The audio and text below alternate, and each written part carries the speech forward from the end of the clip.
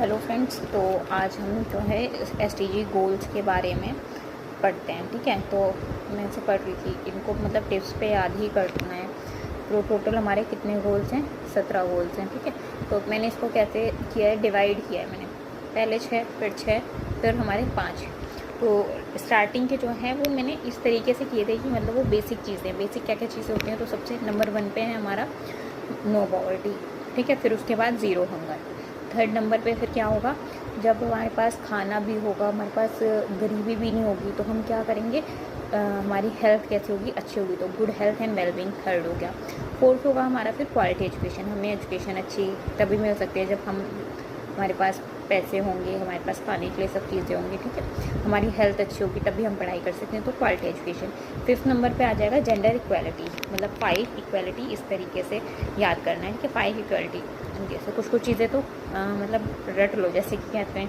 ठीक है, 5 नंबर पे हो गया हमारा जेंडर इक्वालिटी। 6 नंबर पे क्या हो गया, जब ये सारी चीज़ें हो जाती हैं फिर हमें क्या चाहिए होता है, clean energy, clean water and sanitation, साफ़ सफाई का ध्यान रखने लगते हैं। जब हम एजुकेट हो जाते हैं एक तरीके से, तो हम साफ़ सफाई ज़्यादा करने लगते हैं ना। तो हमारे स्टार्टिंग के 6 हो गए। सबसे नंबर 1 पे क्या था, नो पॉवर्टी।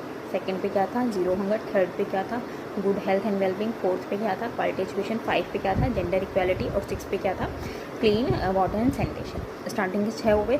अब आगे के 6 कैसे करने हैं, इसमें क्या होगा, अब 7 पे याद रखना है कि हमने सातों दिन अब कैसी एनर्जी चाहिए, अफोर्डेबल एंड क्लीन एनर्जी चाहिए। सातों दिन अफोर्डेबल एंड क्लीन एनर्जी, मतलब जो साफ भी हो और जो हमारे बजट में भी हो।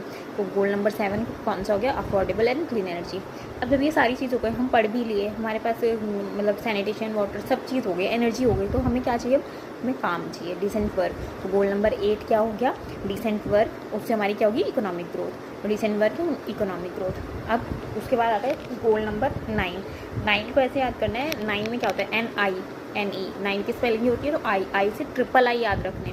तो गोल नंबर 9 में क्या दिया हुआ है, industry, innovation and infrastructure, triple I. तो 9I ट्रिपल आई इस तरीके से याद रखना है। गोल नंबर 9 हो गया।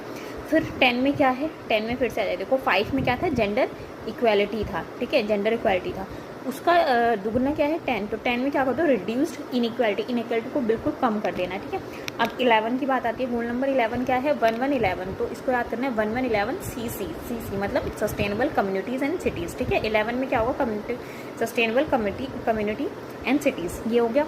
फिर आता है 12 में हमारा होगा, अब हम क्या हो जाएंगे, हमें रिस्पॉन्सिबल होना पड़ेगा उतना ही कंजप्शन और प्रोडक्शन के लिए। ठीक है, तो responsible consumption and production, goal number 12 हो गया।